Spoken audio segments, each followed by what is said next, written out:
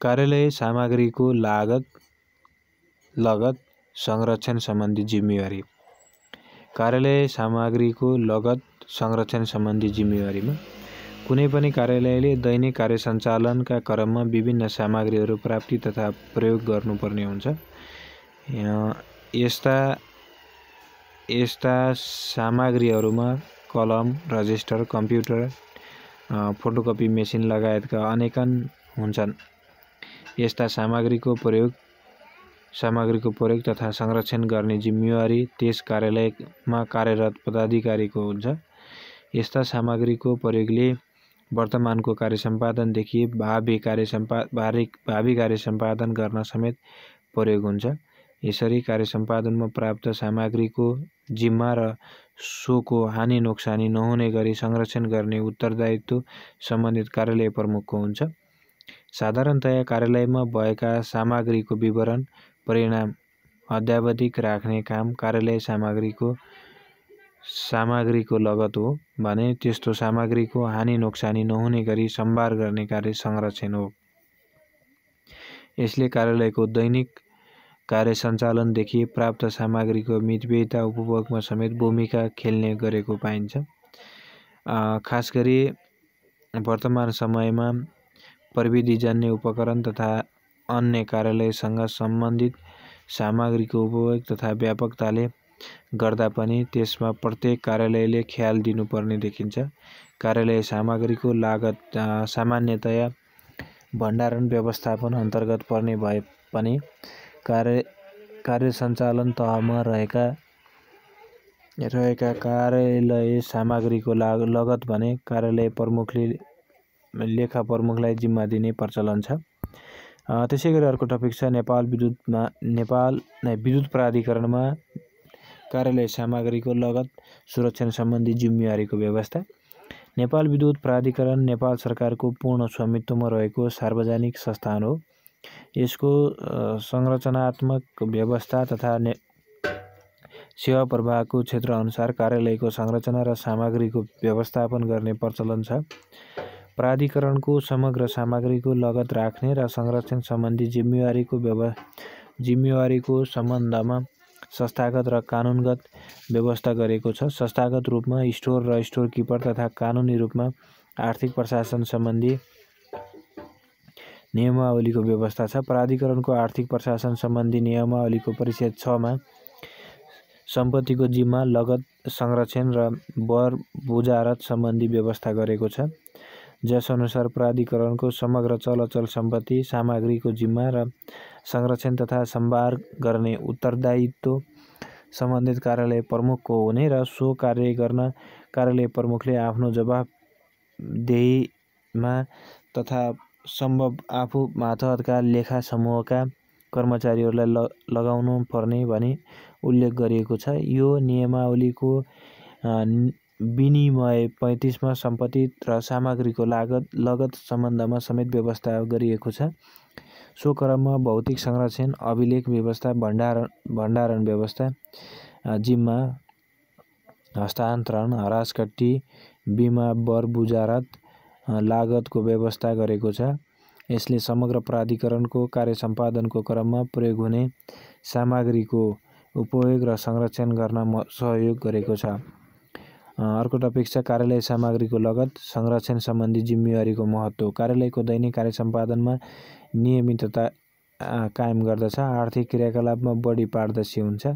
सामग्रीको मितव्ययी उपयोग हुन्छ। साधन स्रोतको हिफाजत हुन्छ। कानुनको परिपालना गर्न सहज हुन्छ। सामग्री अभावको कारण काम रोकिने अवस्थाको अन्त्य हुन्छ। सम्बन्धित कर्मचारी पदाधिकारीलाई जिम्मेवारी बनाउँदछ। अर्को टपिक छ कार्यालय सामग्रीको लगत संरक्षणमा देखिएका समस्याहरू। हचुवाको भरमा खरिद गर्ने परिपाटी रहेको, लगत व्यवस्थापनमा सफ्टवेयरको न्यून प्रयोग, साना ठुला सबै सामग्रीको संरक्षण एउटै प्रकृतिको रहनु, लेखा शाखामा रहने व्यक्तिमा प्राप्त ज्ञानको अभाव, भण्डारणको राम्रो व्यवस्थापन नभएको, सामग्रीको संरक्षणमा अल्पकालीन तथा दीर्घकालीन योजनाको अभाव। त्यसै गरी अर्को छ नेपाल विद्युत प्राधिकरणमा सम्पत्तिको जिम्मा तथा लागत संरक्षण सम्बन्धमा गरिएको नीतिगत व्यवस्थाहरू। नेपाल विद्युत प्राधिकरण आर्थिक प्रशासन सम्बन्धी विनियमावली 2068 को परिच्छेद 6 मा सम्पत्तिको जिम्मा लागत तथा संरक्षण सम्बन्धमा गरिएको व्यवस्था देहाय बमोजिम रहेको छ। 34 मा सम्पत्तिको जिम्मा र संरक्षण 1 मा छ प्राधिकरणको चल र स्थिर सम्पत्ति तथा निर्माण कार्य प्रगतिमा रहेको सम्पत्तिको जिम्मा र सोको हानि नोक्सानी नहुने गरी संरक्षण र सम्भार गर्ने उत्तरदायित्व सम्बन्धित कार्यालय प्रमुखको हुनेछ। 2 मा छ उपविनियम 1 बमोजिमको कार्य गर्न सम्बन्धित कार्यालय प्रमुखले आफ्नो जवाफदेहीमा यथासम्भव आफू मातहतका लेखा समूहका कर्मचारीलाई लगाउनु पर्नेछ।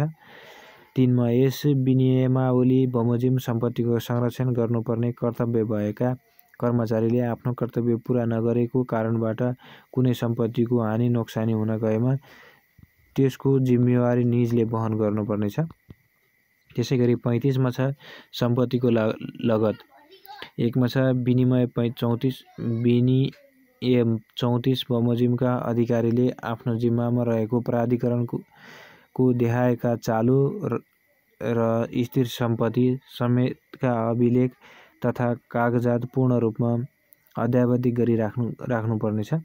क मा छ स्थिर सम्पत्तिको रजिस्टर र सो रजिस्टरमा उल्लेख सम्पत्तिको भौतिक अस्तित्व यकिन गरिएको अद्यावधिक कागजात र प्रमाणपत्र।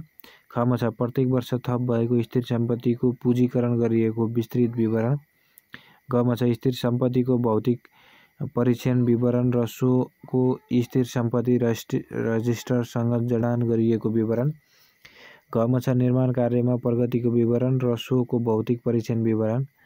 ङ मा छ मौजदातमा रहेको जिन्सी र भौतिक परीक्षणबाट देखिएको विवरण। च मा छ व्यक्तिगत जिम्मामा रहेको उपकरण र कार्यालय सामग्री समेतको विवरण। र 6 मा छ जडान भएका स्थिर सम्पत्ति र निर्माण कार्य प्रगतिमा रहेको सम्पत्तिको स्थान परिवर्तन गर्दा सो जानकारी प्रशासन भण्डार र लेखा शाखामा दिनुपर्नेछ। त्यसैगरी 18 मा छ जिन्सी सामानको लेखाङ्कन तथा अभिलेखन व्यवस्था। 1 मा छ विभिन्न कार्यालयबाट हस्तान्तरण भई आएका, खरिद भएका वा अन्य कुनै प्रकारबाट प्राप्त हुन आएका जिन्सी सामानको जाँचबुझ गरी जिन्सी सम्बन्धी काम गर्ने कर्मचारीले बढीमा 7 दिनभित्र जिन्सी आम्दानी अनिवार्य रूपमा बाँध्नुपर्नेछ। 2 मा जिन्सी लेखाको लेखाङ्कन लेखा दिग्दर्शन अनुसार राख्नुपर्नेछ। 3 मा कार्यालय प्रमुखले आफ्नो कार्यालय सुचारू रूपले सञ्चालन गर्नका लागि आवश्यक पर्ने सामान के कति परिमाणमा मौजदात राख्ने हो सोको स्वीकृति आफ्नो तालुक कार्यालयबाट लिनुपर्नेछ। सोको स्वीकृतिको आधारमा मात्र जिन्सी सामान खरिद गर्न वा अन्य कार्यालयको भण्डारमा ट्रान्सफर गरी ल्याउनु पर्नेछ। 4 मा छ सामान्यतया प्रत्येक वर्षको असार 16 गतेदेखि असार मसान्तसम्म केन्द्रीय कार्यालय भण्डार, महाप्रबन्धकको कार्यालयको भण्डार तथा क्षेत्रीय कार्यालय विभागको भण्डारबाट शाखा कार्यालयमा जिन्सी हस्तान्तरण गरिने छैन। 5 मा छ जिन्सी नियन्त्रण खातासँग सम्बन्धित सहायक खाता मिलान गरी सोको प्रतिवेदन वार्षिक रूपमा तालुक कार्यालयमा पेश गर्नुपर्नेछ। 6 मा छ प्रयोग भएका मालसामान कार्यालयमा फिर्ता हुन आएमा तथा सामान पुनः प्रयोग हुन सक्ने भएमा उक्त सामानको सुरुको खर्च हुँदाको मोलमा हरास खर्च कट्टा गरी भण्डारमा मूल्य सहितको आम्दानी बाँध्नुपर्नेछ। 7 मा कार्यालयको मौजदातमा रहेको मालसामान तथा भौतिक परीक्षणबाट घटी बढी देखिएको सामानको मूल्य कारणवश खुल्न नसकेको अवस्थामा कार्यालय प्रमुखको अध्यक्षतामा सम्बन्धित क्षेत्रीय कार्यालय विभाग प्रमुखले तोकेको प्रतिनिधि भएको सम्पत्तिले त्यस्तो मालसामानको अवस्था र सो प्रकृतिको सामानमा औसत भण्डार मूल्य र औसत बजार मूल्य समेत विचार गरी मूल्य कायम गराइराख्नुपर्नेछ। 8 मा छ मूल्य नखुलेको मालसामानहरू भण्डारमा फिर्ता प्राप्त भएमा प्रत्येक मालसामानको 1 रुपैयाँ मूल्य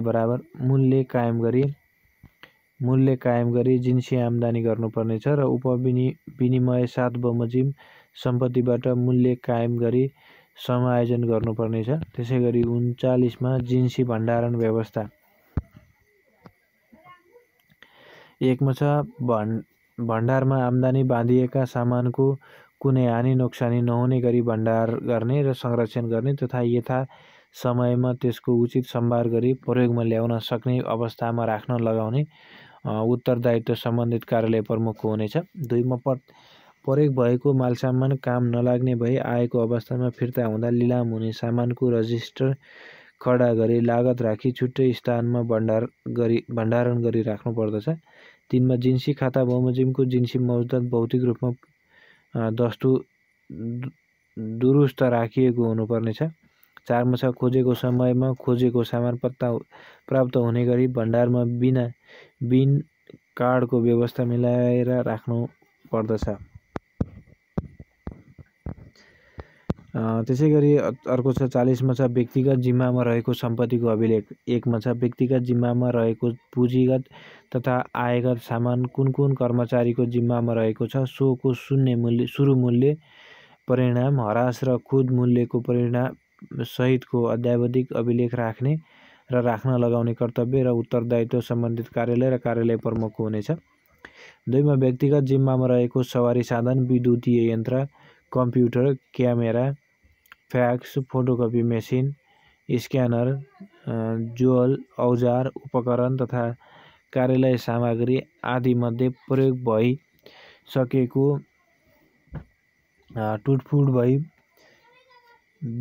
बिकेमा भएको वा अन्य कुनै कारणबाट काम नलाग्ने भएमा सामानको परल मूल्य हरास खर्च पछिको मूल्य खुद मूल्य सहितको विवरण प्रत्येक कार्यालयले क्षेत्रीय कार्यालय विभागमा प्रत्येक आर्थिक वर्ष समाप्त भएको 30 दिनभित्र उपलब्ध गराउनु पर्नेछ। 3 मा छ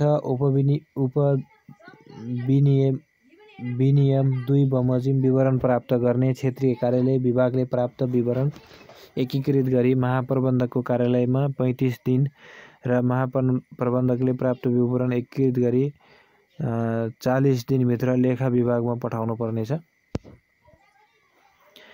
4 मा छ प्रत्येक वर्षको व्यक्तिगत जिम्मामा रहेको कार्यालय सामग्री उपकरण तथा ज्वेल औजारको शीर्षकमा भएको कुल पुँजीगत खर्चसँग कर्मचारी व्यक्तिगत सम्पत्ति खातामा गरिएको अभिलेख मिलान गर्नुपर्नेछ। हवस् त, धन्यवाद।